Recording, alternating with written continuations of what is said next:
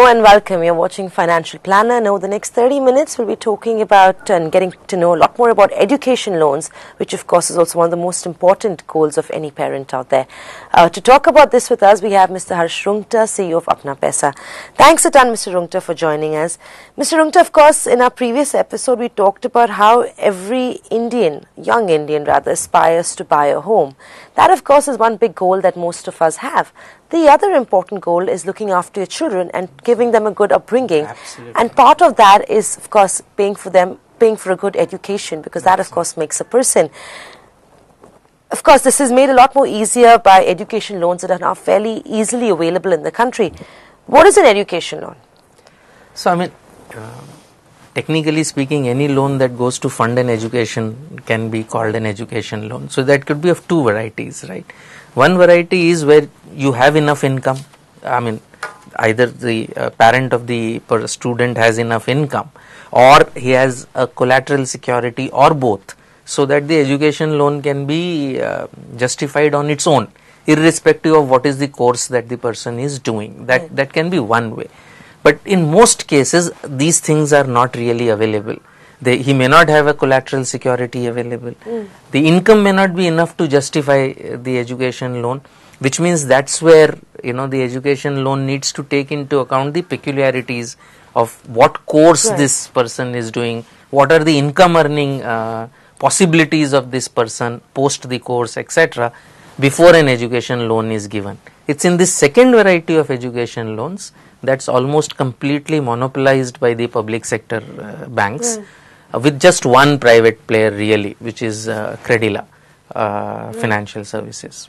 Right, Mr. Rungta, of course, before we come down to talk about how does one choose an education loan, what does the education loan cover? Is it just a tuition fee, or does it also cover additional costs like your hostel accommodation, your books, spending money possibly? So it can cover a lot of things. Each bank would have a policy, and the policy could vary depending on the course. But obviously, apart from the tuition fee, it would cover the cost of books, it could cover the cost of hostel, it could even, in the case of foreign education, it can even cover the cost of to and fro, the insurance needs there. If you need a computer for the course, that can also be covered. So it really depends. I think it is basically depend on each bank, how they define what is the course cost. What sort of courses qualify for an education loan in the country? So if you look at the public sector banks, within the country, they would look at a course that is been recognized by some government body. So if you're talking of an MBA, it should be recognized by AICTE. An engineering course needs to be a recognized engineering course, and a medicine course needs to be recognized by the MCI, etc., etc. So they look at recognized courses, and typically so far they have concentrated on full-time courses. Vocational courses are just making a beginning, but right now they are still focusing on full-time courses. Overseas courses, little different, but people clearly look at courses that are reasonably well known. Right, Mr. Rungta, also up to how much money is available through an education loan? So as far as the education loan scheme is concerned, I think there are three kind of limits. One is for courses in India, roughly 10 lakh. Maximum limit is 10 lakhs. For courses overseas, 20 lakhs. This is under the scheme. There is nothing that prevents the banks to do more. But this is under that scheme, education scheme that the IBA has done. They also have a limit of 4 lakhs, up to which they don't ask for a collateral security. I think so that limit is important as well. Right, I'm guessing a lot of individuals who've got children are possibly, looking to get an education loan only because the cost of education is going out of the roof now. Yes. And a lot of people have aspirations to go abroad and travel and get that foreign degree that we all talk about. Are there any tax benefits? Because I'm guessing there probably are. Oh, absolutely. I think the interest payable on an education loan, the education can be for yourself, it can be for your spouse, it can be for your children, right? And you have to obviously be a borrower or a co-borrower. The interest paid on that, not payable. The interest paid on such a loan is completely deductible from your taxable income without limit. So there is no limit on that deduction. Only the interest. There is no deduction for the principal repayment. What are the sort of interest rates that are in the market for an education loan? So I think it varies, and we have a very comprehensive comparison on apnapaisa.com. And SBI has recently announced a drop in interest rates. Okay. So if you just look at the public sector banks, I think the interest rates would vary from about 10% to 13% or so, depending on the kind of course, the amount of loan, the kind of collateral security you give. Some of the public sector banks also give a discount for education for females. So I think it would range in roughly that range, 10% to 13%. So they're definitely subsidized. The interest rates, Yeah. they're not subsidized, although the government of India has a scheme to subsidize the interest rate during the course period. The entire interest during the course period is borne by the government of India under a scheme. Okay. But for that, the household income of the student okay. has to be less than 4 lakhs a year. Okay. And that fact has to be proven by a local competent authority. Each state has appointed a local competent authority who has to certify that the student's household income is less than 4 lakhs a year. If that is true, then the entire interest during the course period, not after the course period, during the course period is subsidized by the government of India. Right, Mr. Rungta, what is the sort of procedure? I mean, do you need a collateral when you're trying to get an education loan? Are those things important? And if you do, what is the sort of collateral you'd require? Yeah, so I think you put your nub on the most difficult part of an education loan. Up to 4 lakhs, no collateral. But between 4 lakhs and 7.5 lakhs, you need a guarantor with sufficient income to justify the loan.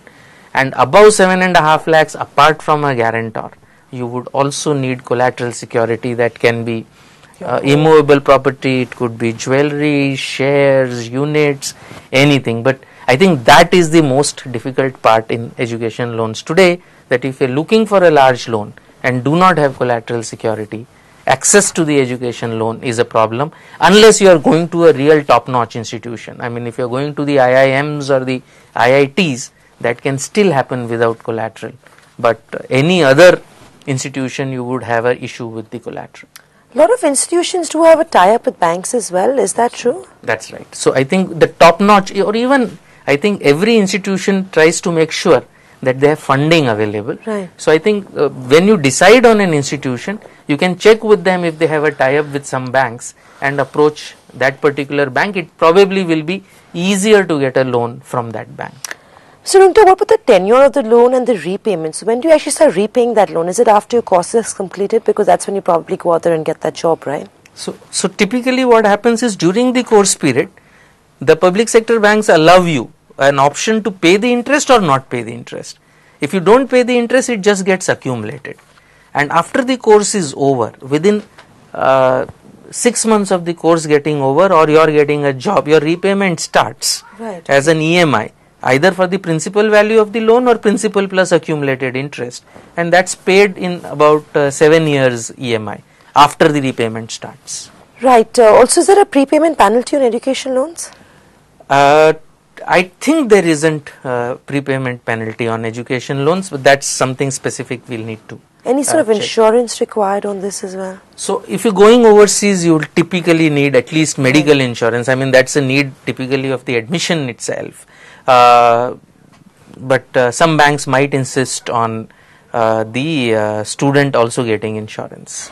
Right, and also this I've just picked up on a line that says you could transfer education loan from one bank to another. That's again doable. That's like any other loan, right? It's like any other loan. No big. Absolutely. What if you leave your course midway? I'm only asking you this because I guess people change universities and you could see a course change happen. So you'll have to take approval from your lender. Okay. So that's but if you say quit the course altogether, you still have a liability. I mean, you've taken a Gotta loan, pay it. you have a liability. There's no getting away. There is no getting away from the liability. So all in all, if I were to just ask you to sum the discussion up, what are the key factors one needs to watch out for?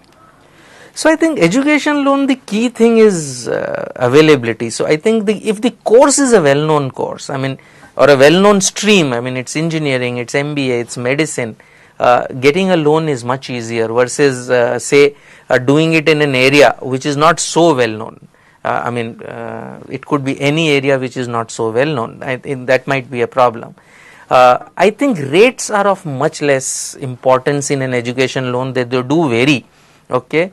I think what collateral security the bank is insisting on, the quantum of the loan that the bank will give, I think those should help you choose a lender in most cases.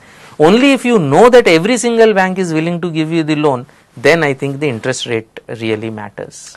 Right, that's of course all that you need to know while you decide to go out there and get an education loan either for yourself or your children.